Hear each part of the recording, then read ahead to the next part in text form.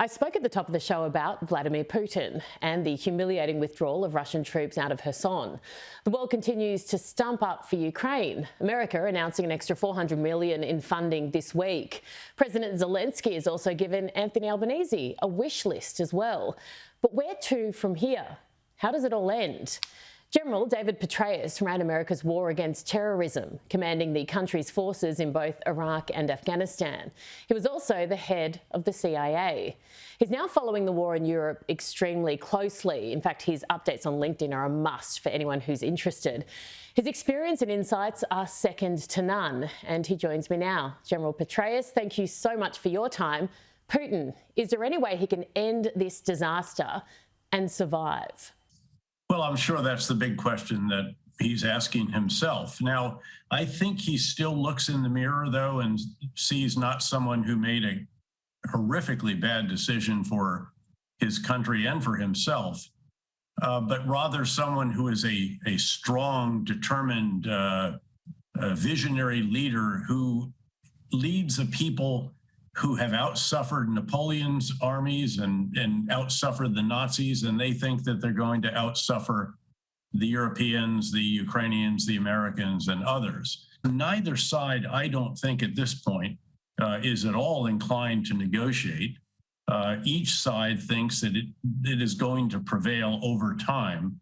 And so I think we're in for many more months of very tough fighting, noting that I think Russia is in a very difficult position, a very dire situation where Ukraine, a country less than 1/3 their size and without all of the energy and mineral wealth that Russia has managed to build an army that is bigger and more capable than Russian forces on Ukrainian soil, obviously with enormous help from the United States and the Western world. I'm not sure how Putin ultimately gets himself out of this. You know, history shows that those who lose wars in Russia don't have particularly bright futures.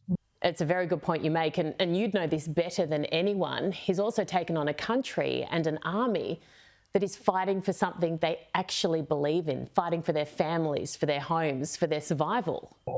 Hugely important point, Erin. And as the daughter of a soldier, you would probably appreciate that, and give your dad my best, by the way. It was a privilege to soldier. But the Ukrainians, this is their war of independence. We can't overstate the stakes for them. They are fighting for their very survival. The entire country has been mobilized. Their president has proven to be a positively Churchillian leader in all of this. He's got a very impressive chief of the general staff. And what they have done is beyond impressive, beyond remarkable, really. I mean, this is right versus wrong in my mind. It's democracy, however imperfect, against autocracy or kleptocracy. The stakes are very high, not just for Ukraine, but also, I think, for the Western world writ large that cherish the values that they're fighting for as well. Closer to home for you now, and the Heritage Foundation has released its report on the state of the US military. Pretty unflattering stuff. Could America right now win a war against either Russia or China?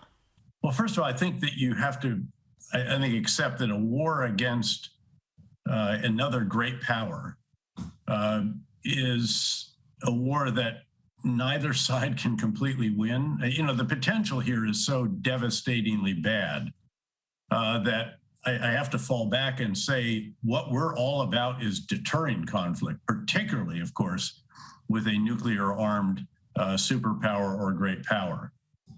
There's no way that these end well for either side.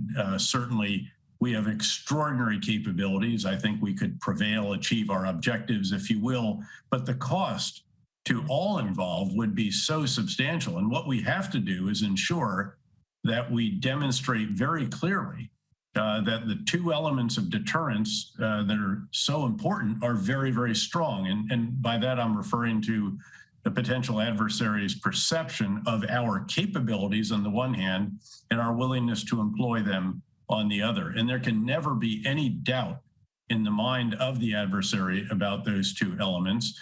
General, thank you so very much for your time. We really appreciate it. Can I just have a last word by any chance, Erin? Yeah, of course you can. The reason I'm doing this is not just because your dad was a great mate over the years. But it's really because I was uniquely privileged.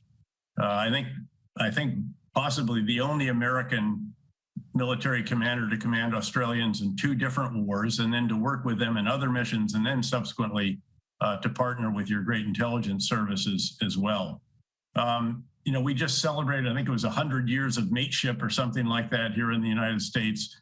This is deeply personal to me. The diggers with whom I was privileged to serve over the years punched so far above their weight class that it was not funny. Australia was always there for us. Air Chief Marshal Angus Houston, he said, just tell me what you need and I'll get it. I called him and I told him what I needed and he got it. I mean, it was, again, all Australians should be exceedingly proud of their men and women who have worn the uniform of your country, particularly, frankly, in the post 9/11 wars, where they did far and away extraordinarily well, and where it was truly a privilege to serve with them.